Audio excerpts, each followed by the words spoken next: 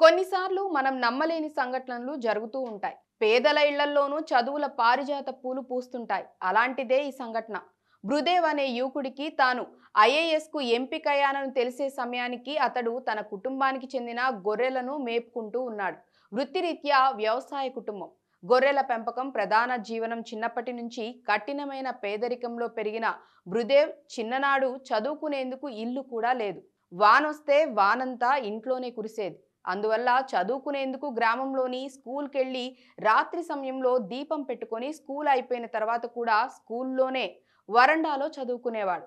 ఆ తర్వాత కాలేజీ చదువుల్లో కూడా ఇంటికి వచ్చినప్పుడు తన చిన్ననాడు చదువుకున్న స్కూల్‌కి వెళ్ళి అక్కడ వరండాలోనే చదువుకునేవారు. ఇంత పేదరికంలో కూలి పని చేసుకుంటూ చదివి యూపీఎస్ ఎగ్జామ్స్‌లో 551వ ర్యాంక్ సాధించాడు. తనకి సివిల్స్‌లో ర్యాంక్ వచ్చిందని కూడా అతడు గొర్రెలు మేపుకుంటున్నప్పుడు స్నేహితులు వెళ్లి చెప్పారు.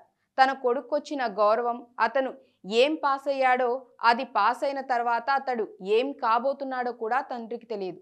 అతనికి తెలిసిందల్లా తన కొడుకు కష్టం. వ్యవసాయంలో గాని, గొర్రెలు పెంపకం, చదువులో కానీ తన కొడుకు కష్టపడతారని మాత్రమే తెలుసు. భృదేవ్ లాంటి కొడుకును కన్నందుకు గ్రామస్తులంతా తండ్రికి సన్మానం చేసి ఆయన కొడుకు ఏం సాధించాడు, ఏ ఉద్యోగం చేయబోతున్నాడో చెప్పినప్పుడు మాత్రం ఆ తండ్రి ఆనంద బాష్పాలు రాల్చాడు. భృదేవ్ మాత్రం ఇదంతా తన తల్లిదండ్రులు చేసుకున్న అదృష్టమే తనకు ఫలించిందని, పూర్వజన్మలో వాళ్ల సుకృతమే ఈ జన్మలో తనకు ఈ గౌరవం అని ఆనందపడ్డాడు.